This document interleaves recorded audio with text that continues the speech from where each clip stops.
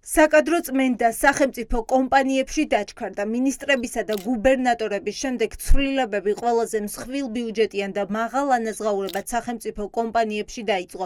საწარმოები, რომელშიც მილიონობით ლარი ტრიალებს და ძირითადად ოცნების პარტაქტივითაა დასაქმებული, ახალ ხელმძღვანელებს შეაბარეს. ერთ-ერთი პირველი, რომელსაც საკადრო წმენდა შეეხოს, სახელმწიფო ელექტროსისტემაა. გენერალურ დირექტორად დაინიშნა ვანო ზარდიაშვილი. ოცნების ყოფილი წევრი, რომელსაც მეცხრე მოწვევის პარლამენტის დატოვება ეკა ბესელიასთან მომხდარი კონფლიქტის შემდეგ მოუწია.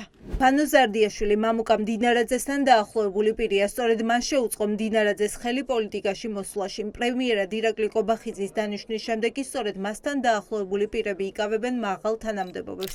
მეცხრე მოწვევის პარლამენტში ზარდიაშვილი გავრცელებული ინფორმაციით სასამართლო კლანს ლობირებდა. ახლა კი იბარებს ყველაზე მაღალ ანაზღაურებად კომპანიას, რომელიც მაღალი ხელფასების პარალელურად ფინანსურად წამგებიანია და მოგებას ვერ ნახულობს.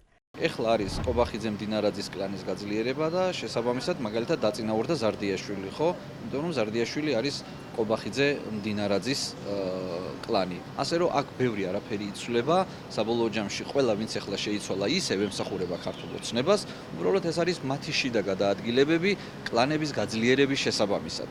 და გაგრძელდება ზუსტად იგივე კორუფცია, გაგრძელდება ზუსტად იგივე ნეპოტიზმი, რაც აქამდე იყო, უბრალოდ სახელები და გვარები შეიცვალა. ამით საქართველოს მოსახლეობისთვის არაფერი არ იცვლება. საკადრო წმენდა შეეხო საქართველოს რკინიგზასაც. გენერალურ დირექტორად ყოფილი ვიცემერი ლაშა აბაშიძე დაინიშნა, რომლის ყოველთვიური ხელფასი მინიმუმ 12,000 ლარი იქნება.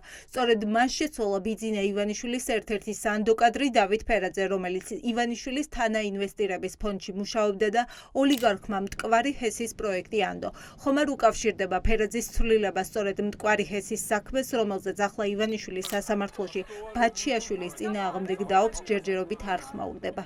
საწარმოები წლების განმავლობაში მხოლოდ და მხოლოდ ასეულობით მილიონი ლარის ზარალს აგენერირებენ და არანაირი შემოსავალი ფაქტობრივად სახელმწიფოსთვის არ მოაქვს. და ამ ფონზე კი ჩვენ ხედავთ უზარმაზარ ხელფასებს მენეჯმენტისთვის და რაც თავარია, იქ დასაქმებული ადამიანების ასე ვთქვათ, უთავბოლოდ გაბერილ რიცხოვნობას, რომელიც მათ შორის მიგვანიშნებს, რომ ეს პარტიული დასაქმების ერთ-ერთი მთავარი წყარო უნდა იყოს. მაქსიმალურად მათი საქმიანობა კონცენტრირებულია და მიმართულია ქართული ოცნების პარტიული ამოცანების შესრულებაზე, კორუფციაზე, როგორც უკვე ვთქვი, და ნეპოტიზმზე. კიდევ ერთი უწყება, სადაც ხელმძღვანელი შეიცვალა საავტომობილო გზების დეპარტამენტია. ოფიციალური ინფორმაციით გზების დეპარტამენტის ხელმძღვანელმა გიორგი წერეთელმა თანამდებობა საკუთარი განცხადების საფუძველზე დატოვა.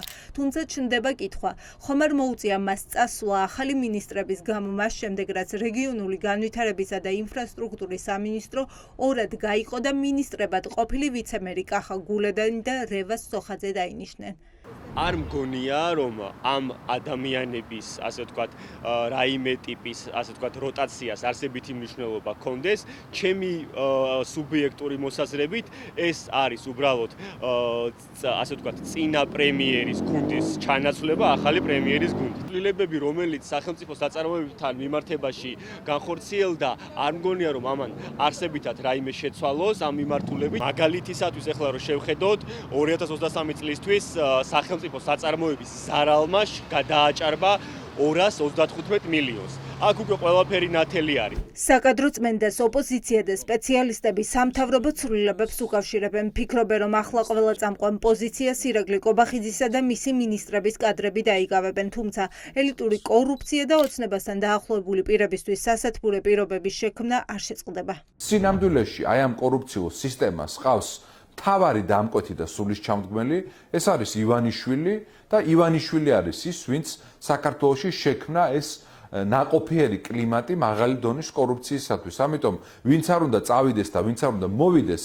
ძალიან რთულად დასაჯერებელი არის ის, რომ რეალურად რამის ცვლილებას აპირებენ ამ კომპანიებში.